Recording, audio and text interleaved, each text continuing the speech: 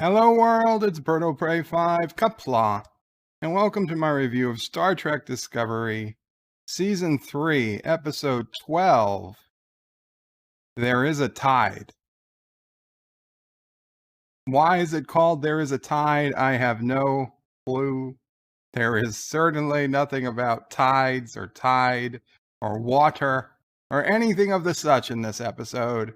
Last week's episode, they changed the title from The Citadel to Sakrul, whatever, which was the guy's name, the guy who caused the burn's name, the kid, the 125-year-old kid's name who caused the burn. That was his name, Sukral. So it made sense. It could have been called the Citadel too, because I assume the where they beamed into would have been the Citadel. It was a fortress. It would have made sense either way. This week it was supposed to be called For the People, and then they changed it to There is a Tide, and it makes no sense. What it should have been called was Die Hard, because in this episode, Sonequa Martin Green, Michael Burnham goes full on John McClane. She's fighting terrorists. She loses her shoes. She steals a radio. She's listening. She's listening in on their broadcast from their radio. She's taunting them. It is literally, I thought I was watching Die Hard in space, which, Die Hard is a pretty good movie. Die Hard is a pretty good movie. Now, it's not the same, granted. It wasn't nearly as good as actual Die Hard. But I was like, is she really going John McClane? And yeah, down to losing the shoes. Now, she didn't have to walk across glass, but she literally gets stabbed in the leg and pulls out the dagger and continues limping around. She's actually able to strangle a man while stabbed in the leg with her legs. She's strangling a man with her legs as he stabs her in the leg, and she doesn't give up the grip until he dies. And then, and only then, does she pull out the dagger, and she still manages to stand up, even though she can't put any weight on this leg.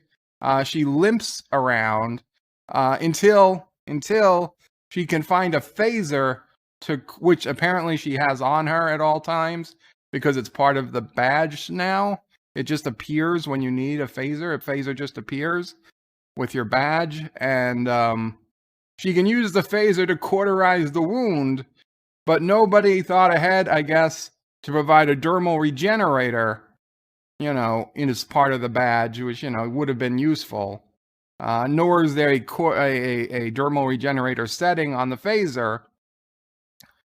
So she literally has to cauterize the wound old school with the phaser. Once she does that, though, she's generally combat ready again. But we'll get to that. We'll get to that. This episode starts off with this bad guy who they let loose in episode 2. He was the bad guy in control of the planet, and Tilly and Saru just let him walk out the front door. I said he was going to be back. Zara is his name. I'm just going to call him the bad guy.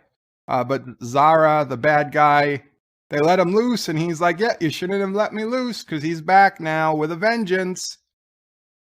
Die Hard with a vengeance? No, he's back with a vengeance. He's going to be kind of the Hans Gruber of the episode. So last time they lost Discovery really quick. The Emerald Chain took over. At the beginning of this episode, Discovery is being fired upon by Osyraa's ship, but they're headed towards the Federation. They're like, what's going on here? And, they must think we're the stupidest people on Earth, because there's literally a line where Osyraa says, tell them to stop firing, lower their weapons yield to 6%, or they'll blow a hole in the ship, and all this subterfuge will be for nothing. So they had to literally tell us that this was all a plan, so that the Federation thinks Discovery's coming in under attack, and lets Discovery in the shield. Because even though the Federation has a cloak around it, it's visible now. It's also got a shield that is, I guess, impenetrable unless they lower the shield. Whatever. Osyraa is asking for an update from her crew, and this was kind of weird. Her crew, or her first in command or whatever, tells them did they overwrite the ship's operating system? Because apparently that's just standard Emerald Chain procedure, is when you take over a ship, you overwrite its operating system, which from a technical sense makes zero sense. You wouldn't even when the Federation took over Deep Space Nine, it was still Cardassian computer programs. They couldn't just overwrite everything. O'Brien had to make sure systems worked together. But Osyraa just wants the whole system overwritten, and apparently they were able to do it. Where's the sphere data? Oh, we'll find where the sphere data is, don't you worry. But at the beginning of this episode, I'm like, where's the sphere data? How are they so easily able to overwrite all the systems? Now, of course, she says there's just one file they couldn't overwrite, a very tiny file that appears to be old Earth entertainment, and it looks like it's the video that played in the holodeck, in the shuttle bay during entertainment night, when Zora, the computer, sent everybody to the holodeck to watch a good old silent film. So that seems to be the one file they just can't delete. Everything else they completely overwritten, and it's under full control. We'll get to that. We'll get to that. So that was like really confusing. Like, how, if they could delete the sphere data, then why didn't they do that to begin with? If all they had to do was reinstall the operating system, they should have done that without going to the future. But okay, whatever. So Osyraa makes the brilliant tactical decision to you're separating the bridge crew. You're keeping them all in the ready room. But Osyraa tells in front of the bridge crew to her soldiers, you are not allowed to harm any of the bridge crew. And then leaves. So the bridge crew now know that Osyraa's soldiers are under orders not to harm them. She didn't say don't harm them unless they try to escape. Don't harm them unless they give you trouble. Don't harm them unless they, have a gun to your head. No, don't harm them, period. So the bridge crew now knows they are untouchable. It takes a while for them to realize this, but that is a terrible order to give in front of the enemy. Okay? You can't tell somebody, hey, by the way, you're untouchable. Then it doesn't matter how many guns the other side has. They can't use them. They might as well have just been there twiddling their thumbs and put their arms up and walked out, because they're going to become the new captors. That was obvious. So they're outside the Federation barrier. They're under a fake attack. And then Book and Michael, we cut to them, who just at the end of last episode watched the ships jump away. And they are in the courier network, which is the hyperspace or the transwarp tunnels. So now we see why is it so dangerous to use the transwarp tunnels? Because they're full of litter. There's broken pieces of starships literally the entire length of the subspace tunnels. And so they have to constantly go around pieces of broken ships. And occasionally they hit a piece of a ship and it brings down their shielding. And so this is what Booker says. So Michael, I guess for the first time, even though she claimed to be a courier for a year, like Michael didn't know what was inside the courier networks. They never talked about this. They're like, hey, why don't we use the courier network? It's called the fucking courier network. Why don't we use the courier network? Book says, you see now, this is the reason why even couriers don't use the courier network. Why is it called the courier network if couriers don't use it? Why doesn't somebody just clean it the fuck up? Okay, Osyraa can send a ship with a tractor beam and just tractor all the shit out of the way. And by the way, this subspace tunnel is as fast as the fucking spore drive, because they literally get to the Federation only 30 seconds after, or 90 seconds after. I think it's 90 seconds. 90 seconds long. It takes 90 seconds to get from wherever the hell the Veruvian Nebula is to the Federation via this tunnel that happens to go where it needs to go, where it took instantaneous for the Discovery and Osyraa ship to jump. So what the hell's the point of spore drive? Just clean up your fucking networks. Just tractor the garbage out of the subspace tunnels, and you guys will be golden. Fucking, it hurts. It hurts. They have no idea of time. They have no idea of time. If you're gonna have a subspace tunnel, so maybe it should take them 6 hours instead of 6 months to get to Federation headquarters. It shouldn't take 60 seconds or 90 seconds. I don't care. Even Borg tunnels didn't go that fast. And you say, well, it's the future. Well, if it's the future, then clean your fucking tunnels. Okay, you can make a robot ship to clean the tunnels if they're that important, if they're that efficient. And then some idiot at Starfleet headquarters is like, are we going to let Discovery in? And Vance is like, no, not yet. And they're like, but sir, they're going to be crushed against the gravity well if we don't open the shield. What gravity well? You don't have a planet in there. You're a space station. There's no gravity well. The ships don't have enough mass to make gravity. Gravity well. They're very crushed up against the gravity well. There's no fucking gravity well. They don't even know. They don't know where gravity comes from. They don't know where gravity comes from. So Michael and Book, the ship, they got to get back on Discovery. They have to. So Discovery is about to come through the shield of the Federation. So Book's ship morphs into a shape we've never seen before, a much more slick shape, a smaller too, and they just aim right for the shuttle bay of Discovery, because Osyraa has conveniently left the door open like they usually do on Discovery, and he can just boom, zoom right in, and granted, the ship crashes into a spectacular explosion, but they make it on board. They make it on board the Discovery just in time, just as they go into the Federation shield. And the Federation picked up Book's ship, and like, why isn't nobody contacting us? And it's like, oh, Osyraa must be jamming them.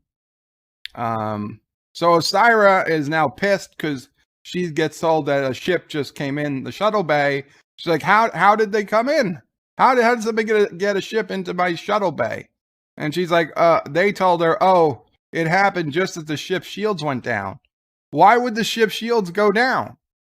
Why did they go down? I don't understand it. And again, Osyraa says, bring the people, whoever's on that ship, bring them to her alive. For a psychopath, maniac, killer, Osyraa is telling everybody not to kill anybody. And because of the fire that happened in the shuttle bay, because of the ship, they can't get a reading on life signs, because fire suppression technology of the 32nd century apparently blocks life signs. You know, if there's a fire going on in a place, the first thing you want to know is how many people are there. How many people are endangered by this fire? Oh, but our fire suppression tech, it distorts it scrambles life signs. We have no idea how many people are in the shuttle bay, because there was a fire and the fire suppression scrambles it. And God help me, but it gets worse, because at least they put in like some type of, they send the dots, the robots, to go put out the fire. So why are the robots interfering with the sensors? God only knows, but we're going to get even worse fire suppression as the episode goes on. Yeah, they can't tell if there's life signs. So Osyraa goes down to where Stamets is, and there's a guy down there who's a scientist, and he's in a futuristic version of a wheelchair. Now, unlike the actual wheelchair guy who used to be on Discovery, but I guess didn't come to the future, this guy at least has a hover wheelchair, so it looks cool. You know, it looks like there's some future tech going on. And apparently this guy is a great scientist. He says the greatest scientist in 3 sectors. Now, I don't know what that means. 3 sectors doesn't sound like an awful lot. But he's the greatest scientist in 3 sectors. And she asked him if he's figured out how the spore drive works. They jumped 2 minutes ago. The guy's only been on the ship 4 minutes, maybe? How does he figure out anything in 4 minutes? Of course he has. He's figured out that it works off a mycelial network and that somehow Stamets can control it. And blah, blah, blah. It made no sense that he had have any time to do any of this stuff. The scientist is all shocked at this being 900-year-old technology. Osyraa corrects him. 930-year-old tech. And the scientist is like, this must have been the golden age of science. And he can't imagine that this was something from the past, was so futuristic. And we find out his name is Aurelio, and Osyraa tells the computer to play an Andorian opera for him. It's his favorite song. And he's like, oh, thank you, and he's listening to this opera. It's some weird stuff. So back on Bookship, Book happened to find another dose of radiation medication, and he just injects it into Michael, and instantaneously. I mean, listen, we've seen wounds heal quickly on Star Trek. Don't get me wrong, even from TOS, and there's nothing wrong with a dermal regenerator fixing your skin, in a couple seconds. But he injects her, and instantly the radiation burn just disappears. She's got perfectly good skin again. So it must be a real tribute to futuristic medication, and certainly not, a pressure on the makeup department to make Michael Burnham's cheek look bruised and battered. So her radiation, she gets one shot, one hypospray from Book, who just happened to have it on his ship, and she is perfectly recovered from the radiation. What was this whole? She was going to have to go into sickbay for multiple radiation treatments, but now it's just one hypospray, and she's fine. Ridiculous.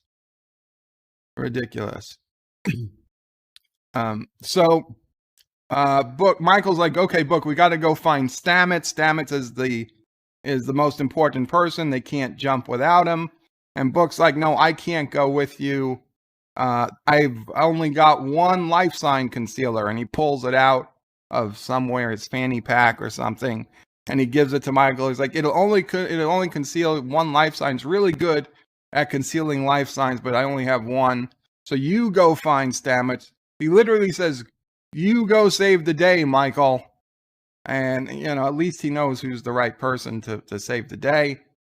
So he gives it to Michael, and he stays behind. He's like, listen, they're going to be looking for a pilot when they come in, and once they can read life signs again. So he's just going to stay with the ship so they won't look for her. Because, God forbid they think outside the box that there was a second person on board. So Book stays behind.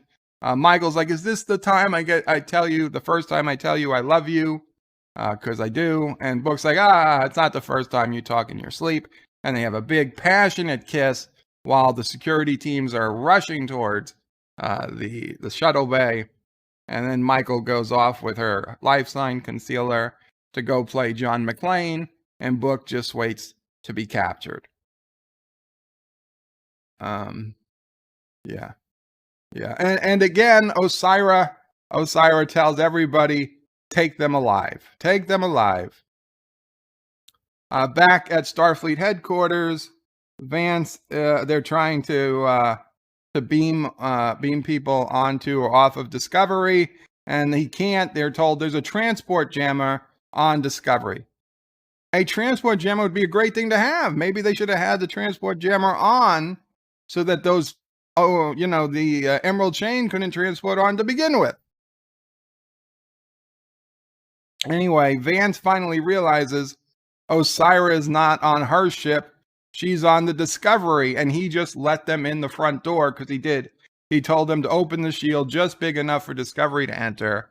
And he has this realization Osyraa is on Discovery, so he orders all the other Federation ships that are inside the Federation bubble to go to red alert, turn their weapons on, and aim them at Discovery and be ready to fire on his command. And we see like a ship, I think it's called the USS Song. It's literally point blank. It couldn't be closer to the Discovery. It comes up like literally right next to it. I'm thinking maybe you should back off. If you're all going to open fire, maybe you should back off, but that doesn't matter. But just remember that at least one ship is at point blank range on the Discovery. Yeah. So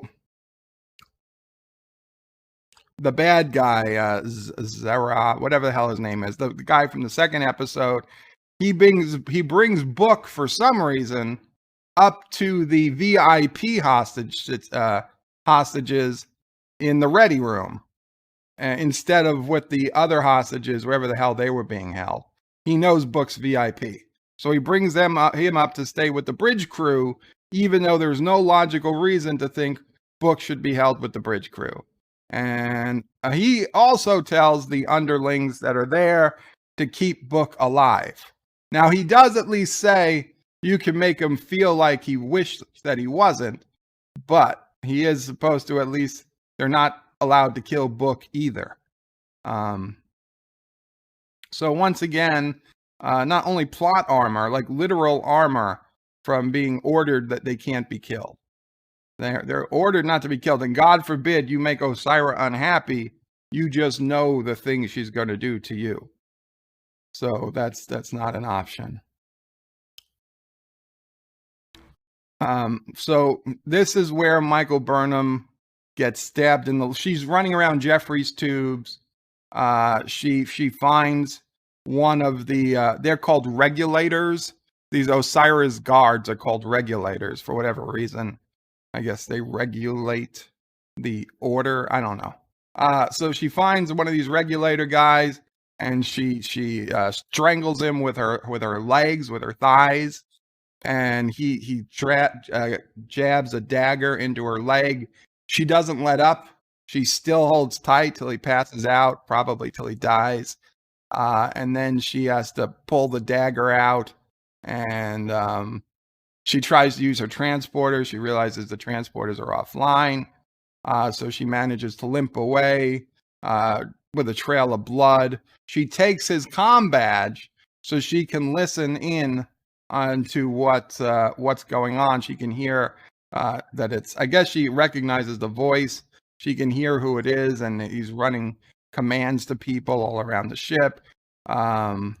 They know that Aurelio wants to take the neural inhibitor off of Stamets. So she's hearing all these things go on. Yeah, like full John McClane. Okay, so Osyraa calls Vance up on hails Vance, Vance Refrigeration at Starfleet headquarters, and she apologizes. She's like, "Listen, I'm sorry for the way I came in," but she just wants to talk, and she assures them that nobody's been harmed. In fact, she's sending everybody but the bridge crew over on shuttles. And they confirm indeed she is. And Vance says, okay, have a security team meet the shuttles. And he's like, I guess prepare the ready room. It looks like we're going to have company. Oh, Osyraa. Yeah, so that's it. Vance says, well, we want all the people back. That would be a gesture of goodwill. She was sending the people back as a gesture of goodwill. So Vance says, well, a gesture of goodwill would be to send everybody back. And she's like, I need some leverage. I can't do that. Haha, that's not happening. Okay, fine. So Vance, prepare the ready room. It looks like we're having company. This is then Michael goes back. She's bleeding. She has to use the phaser to cauterize her leg. Like and the phaser just appears. Like she hits something on her badge. The phaser just appears. It's weird. I was like, okay, maybe the phaser appears and disappears because of the badge. But if the badge can hold the phaser, why can't it hold basic medical equipment? Right? Why is there not a basic med kit in the badge? A dermal regenerator would be a much better instrument for closing her leg wound than a phaser. But whatever. Oh, and during this time, while Michael... Oh my God. While Michael is bleeding and cauterizing herself, she establishes a secure communication line to Navarre. Vulcan.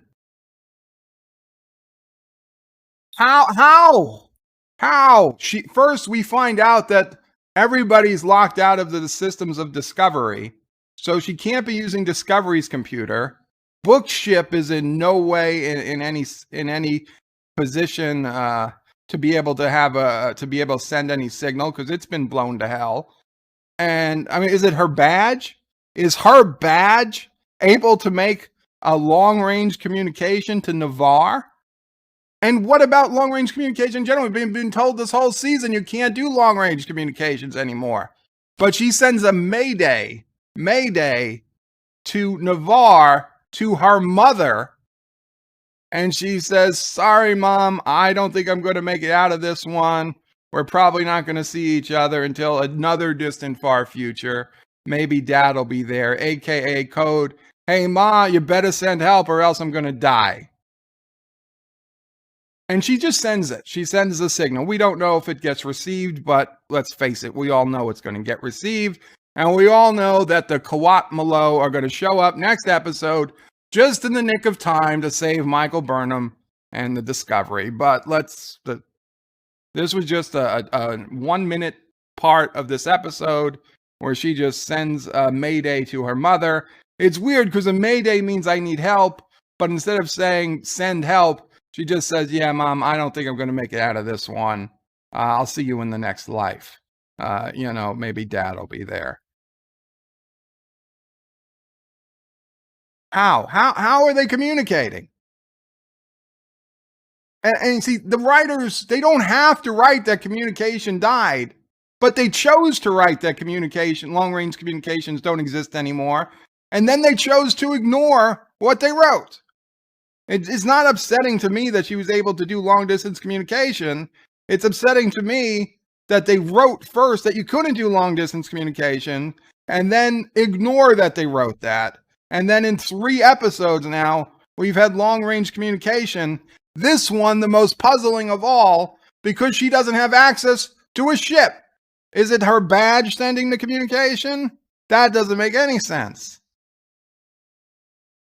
So then we go back to this, to where the ready room, to where the VIP hostages are, and we see Bryce and Reese, and they're tapping their fingers on desks and shit, and it's getting annoying. And the guards are like, he steps on, I think, Reese's finger or something. He's like, you think we don't see you sending messages? And Tilly's like, no. Remember, Osyraa said you can't harm us. And so they keep tapping messages. And finally, Detmer and, I don't know, Owo start yelling at each other. It's all a ruse, of course.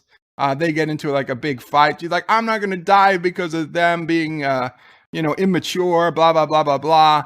So everybody starts fighting amongst themselves, just enough for the guards to get distracted. And then, of course, the 7 or 8 or 9 people in the room overpower, I think, the 2 guards and take their weapons.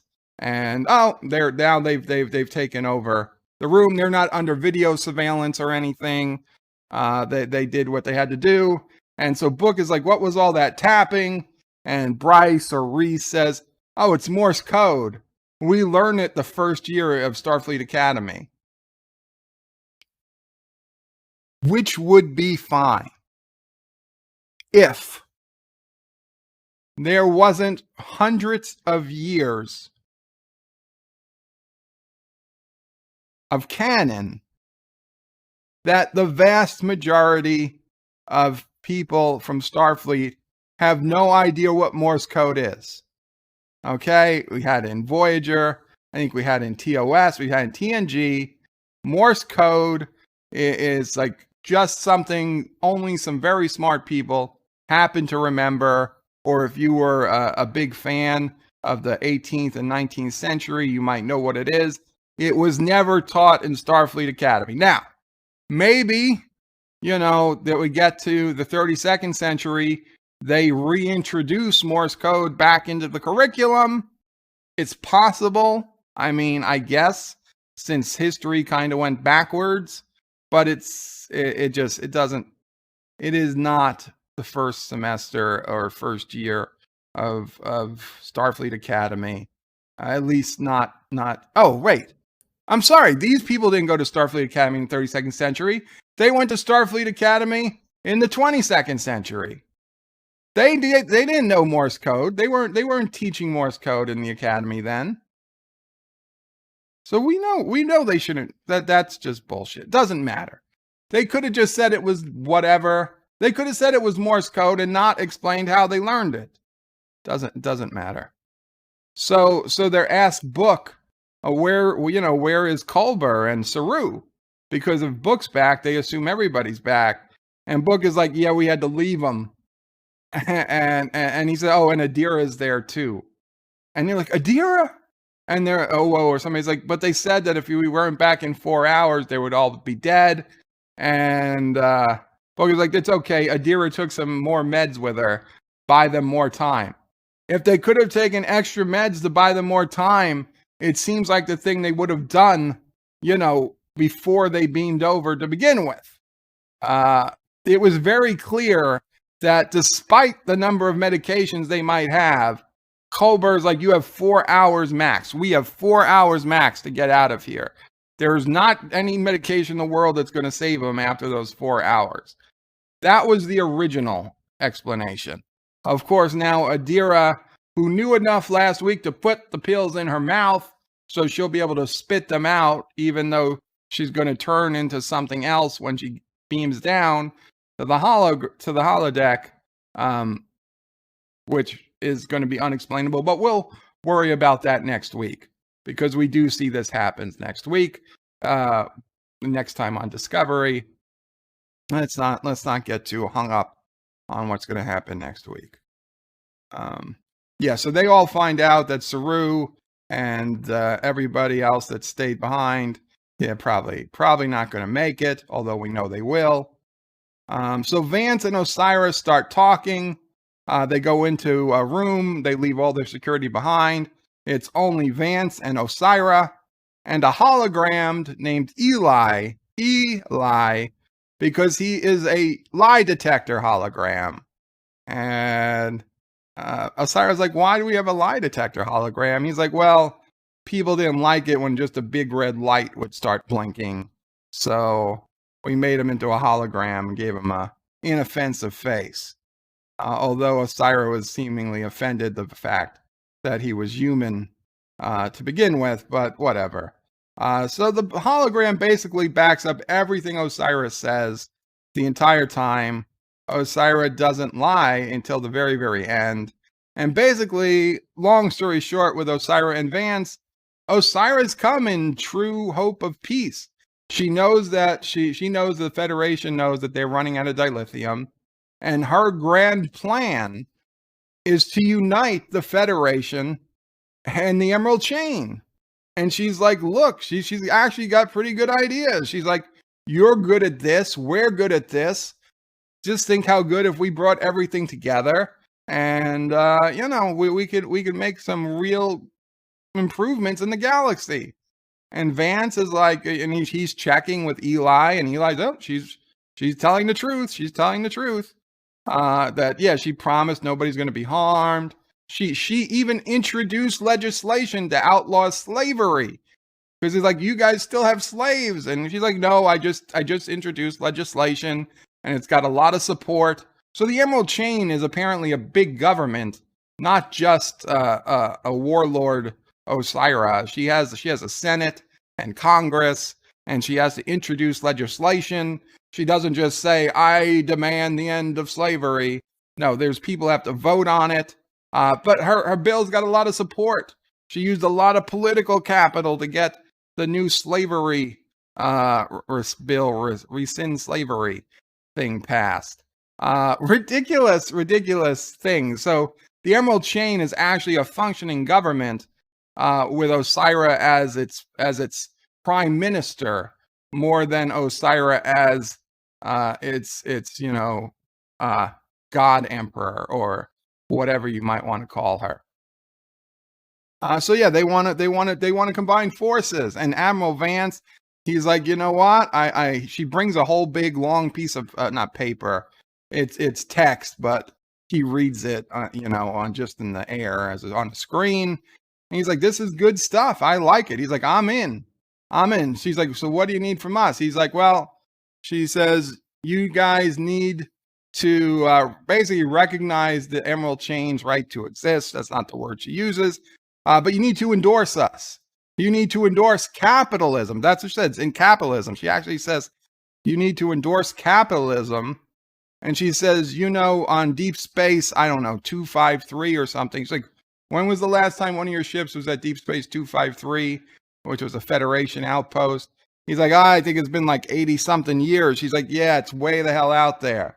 She's like, they've been trading with the Emerald Chain for a century, but it's not sanctioned. She's like, I need you to sanction it. I need you to legitimize us. That's what she needs, is legitimacy. That's why she wants the Federation. She wants them to legitimize trade with the Emerald Chain and allow them to establish an embassy on this Deep Space 253. And that would go a long way to legitimizing the Emerald Chain. And Vance is like, you know what? I want to be a part of this. I see your future, your great society. Just one thing. The last thing we need you to do is turn yourself in to be tried for your crimes. And Osyraa's like, what? What are you talking about? She's like, no, we're looking at the future. We're not looking at the past. It's like, there were a lot of hard things, a lot of hard choices we had to make during the burn. And Vance is like, nope, you got to turn yourself in. And Osyraa is not having it. She's like, F you. And that's where things go sour. Now, I jumped over a few things, a couple of things of importance. The bad guy, Hans Gruber, he's in the captain's chair, and he gets a report that one of the regulators have died. So they know there's somebody else on the ship. So, and they note that the dead guy's comm badge is missing. So he just finds the comm badge on the sensors, and he talks to them. He doesn't know it's Michael Burnham yet, but he says, oh, we found you. We're going to be there any minute. You might as well just give yourself up. Stupidly, he says, and I'll just make your skull my candy dish. Obviously, you don't want to tell the person to give themselves up just so they can be killed. But apparently that's the type of person we're dealing with. So she obviously doesn't give herself up. So Michael Burnham, still in a Jeffries tube, uses a belt or something to tie herself up to a solid piece of metal. And then, just as the other regulators are closing in on her, she takes her phaser and shoots out a smoke detector that then sets off the fire suppression system. However, this fire suppression system is not like the fire suppression system in the shuttle bay. because this fire suppression system decides, let's open the outside door and vent all the atmosphere to put out the fire. This computer-controlled fire system has detected multiple life signs in the Jeffries tube, because there's at least 4 people in the Jeffries tube. Even if it can't detect Michael Burnham, there's at least 4 other regulators, 3 or 4 other regulators who the life signs are detectable. But the computer still decides the best course of action to put out a fire is to vent the atmosphere, killing the people that were in the Jeffries tube. So, of course, all the regulators get sucked out into space and die. But Michael Burnham, who tied herself up, she it breaks at the last second. But of course, just before she gets sucked out into space, the door closes again. And this whole exchange of the doors closing and the fire suppression system enabling is being broadcast all over the ship. So even in the ready room, people know that something just happened, and it's possible Michael died, because they know when that fire suppression system opened that it vented the atmosphere. So they don't know who died, but they know somebody just died. None of that makes any sense. Why would they, a spaceship that can recognize if there's human life signs or any life signs, vent a compartment to space to put out a fire? Why not just use fucking fire extinguishers? Why not send one of the robots with a fire extinguisher? It's just terrible. Terrible writings. Yeah.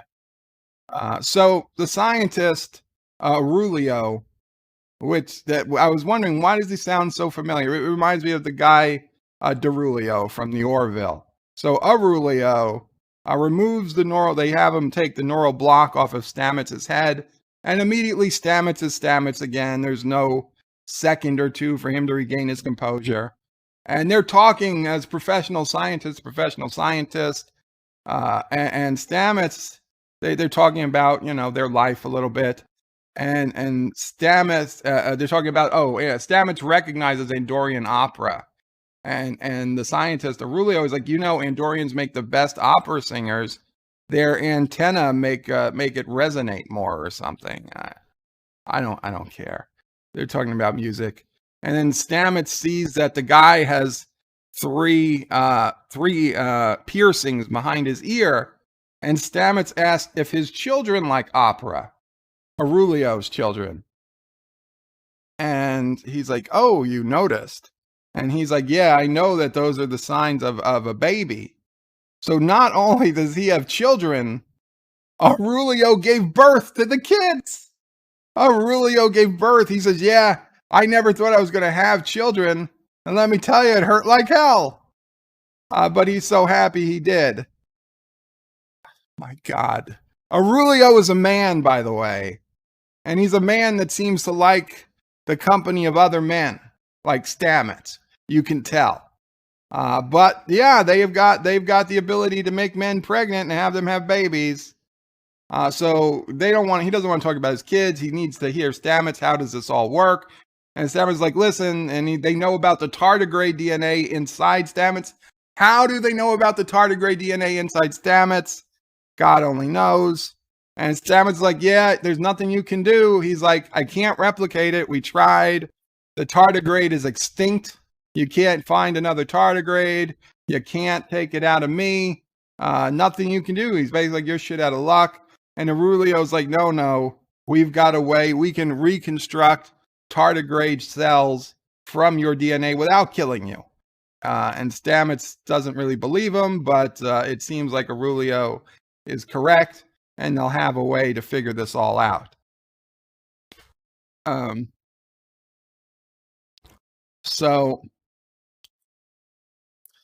Back while they were talking out, while Vance and Osyraa were talking out the details for this combining of the Federation and the Emerald Chain, there's a big fruit platter on the table. So Osyraa is eating an apple, and Osyraa says, yeah, this doesn't taste as good as a real apple. And let me get the actual words that Admiral Vance says. So Osyraa says, yeah, this isn't as good as a real apple. And Admiral Vance says he's never had a real apple. And Osyraa says, oh, that's a shame. You really should, you should try it. And then Vance says, it's made of our shit. It's made of our shit. That's what he says. The apple that Osyraa is eating, it's made of our shit.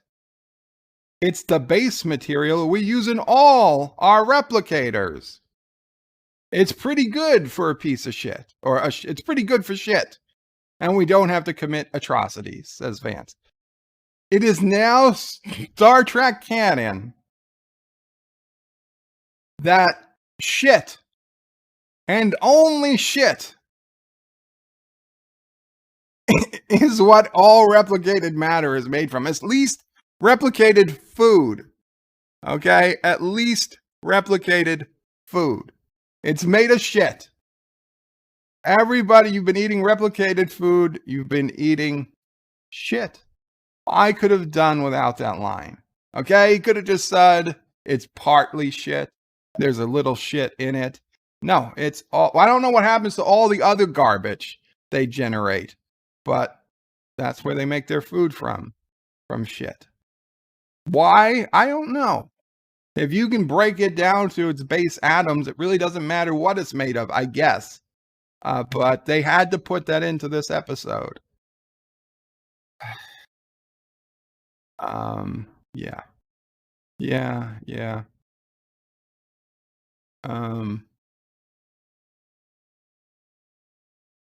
Okay, so the people, the VIP hostages, they're making their plan to retake the ship, and of course Tilly wants to say, she's like, I've got a plan. I'm sorry. In the beginning they said, Osyraa's like, to be honest, we took over the ship so quickly. She tells Vance. He was like, oh, the only thing she said they had was bruised egos. He's like, bruised egos? It's like, to be honest, we took over the ship so quickly, I thought it was a trap. But then I realized you left an ensign in charge. And Saru, she doesn't know where Saru is. She's like, did you send Saru to Kaminar? And he doesn't answer. To his credit, he doesn't answer. So she's like, yeah, well, you left an ensign in charge. So I wasn't surprised after it took us. And the bad guy, Hans Gruber, he's like, we took this whole ship over in 12 minutes. He says it to Tilly. He's like, but I'm sure if it wasn't for your leadership, we could have taken it in 10, which was a pretty good burn. Since, it was ridiculous how quick. And honestly, I think they took over the ship a lot sooner than 12 minutes. It looked like 2 last week. It looked like it took them 2 minutes to take over the ship. But Tilly has a plan to get everything back, get the ship back. She needs Rin, or whatever, the Andorian with the antennas cut off. He's with the VIP hostages too for some reason. He's also an excellent hacker, so he can hack the ship. He can't turn off the life sign detector, but he can make so many life signs that everybody will just get lost in the fog. He's like, yeah, every life sign that's ever been on the ship in the last 3 months is going to show up at once, so they're not going to be able to track anybody. So he turns that on. So the guy, Hans Gruber, on the bridge, he can't figure out what the hell's going on. They force open the door, and Tilly and the bridge crew go out to go save the ship. Book and Rin stay behind, and they have the two weapons from the guards they killed. So they're going to stay behind to shoot at anybody who tries to come through the door. And again, nobody can hurt them because they've been told that those people must survive. So Tilly takes the crew out. She's like, don't worry, I have a plan. She doesn't tell us the plan at first. Later, we find out Tilly's plan is to go to the weapons locker, take as many weapons as they can carry, even though it seems that they're already pretty well armed. And her plan is we go straight to the bridge, directly to the bridge, and even if somebody falls and slips, we don't go back for them.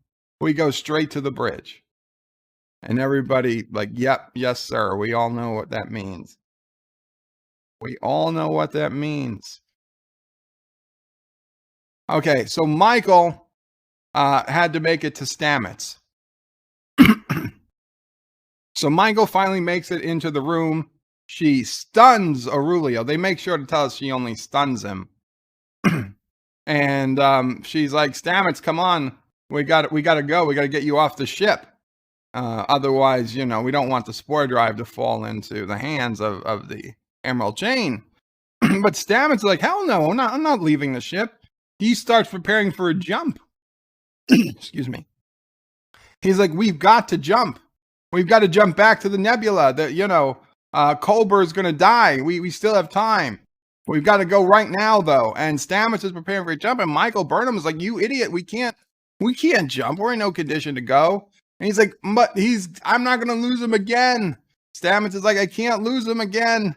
He's my whole life. He's gonna die if we don't go back. And then Michael tells him, Adira's there too. And he's like, no, Adira.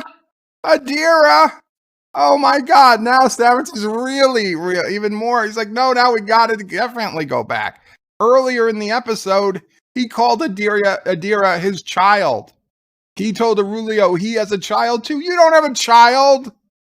You don't have a child.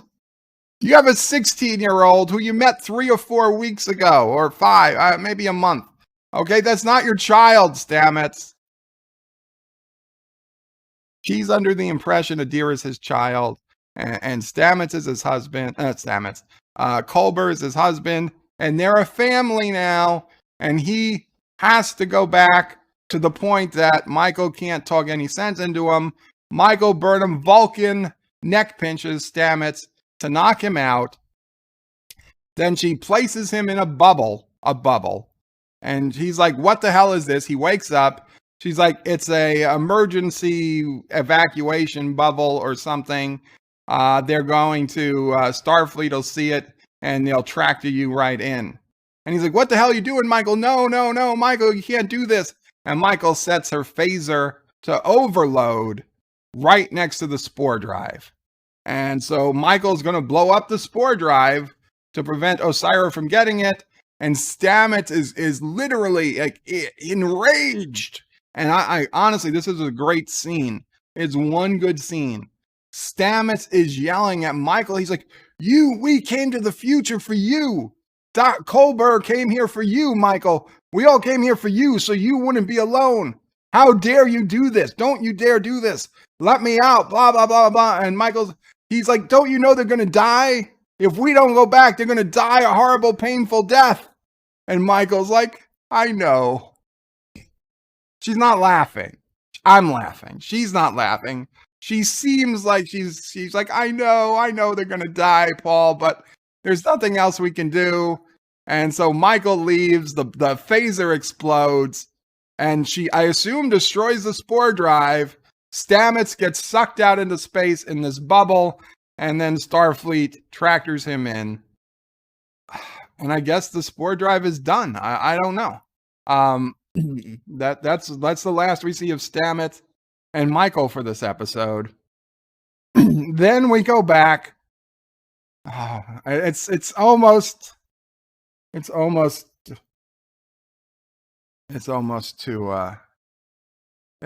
too ridiculous for words.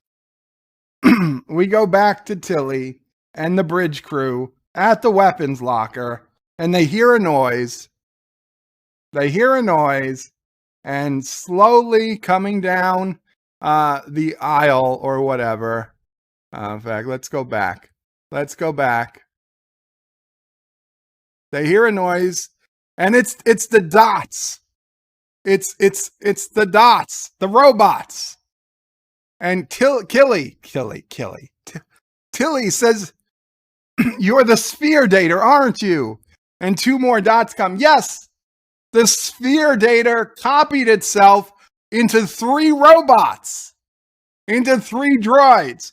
The entirety, 100,000 years worth of sphere data are now in these 3 robots, and the robot even gives a fucking salute. He's like, yes, Captain, it's us. We're here. Do you want to retake the ship? So now they're going to have the robots have the sphere data They have the personality of the computer. They're saluting Tilly, and they're like, yes, Captain, we're ready to retake the ship when you are. Oh my God. I can't fucking believe it. They gave it to the robots. Oh my God. The robots are going to help retake the ship next week. Robots.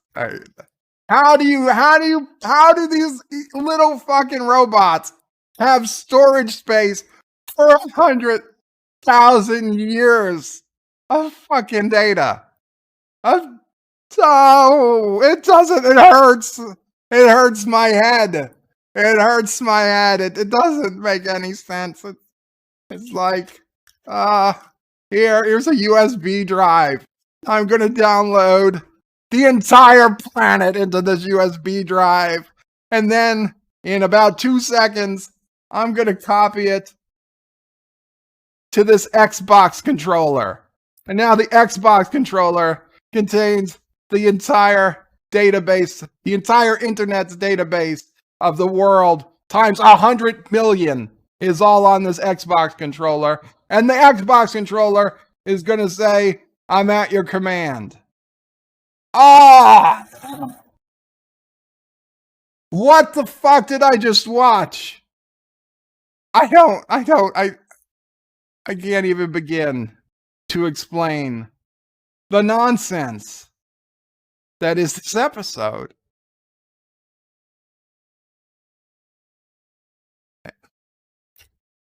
I don't even know. I don't even know where to begin.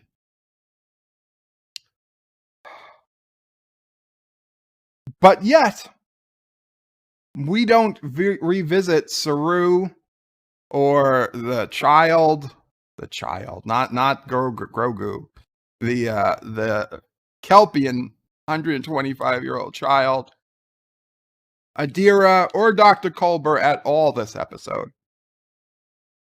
They're only in the coming attractions for the season finale, which is next week, is the season finale.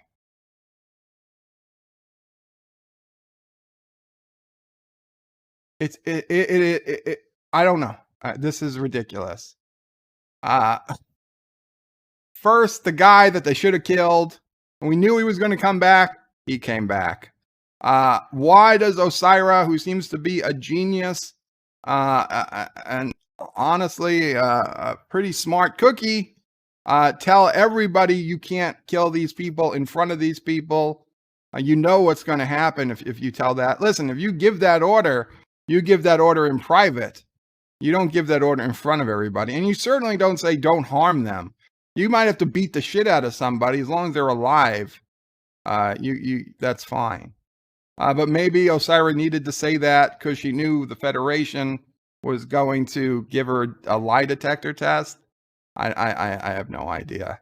What I can say is that after this episode, I can clearly say, I think convincingly say, that Admiral Vance is not a spy. I honestly thought we were going to find out Admiral Vance was a spy for the Emerald Chain, and clearly he isn't, since he was the one who was negotiating with Osyraa. That said, I still think there's a spy in the Federation, although nobody, they didn't do any work on making that obvious. There was no hints of a spy this episode. I still think there has to be one, or I'm giving the writers too much credit, and they're just that terrible at writing that the Emerald Chain just happens to know all the secrets. I've overestimated the writers every single episode, it seems, and every single episode they let me down. We have one episode left. If there's no spy in Starfleet for the Emerald Chain, then again, I have overestimated the writers.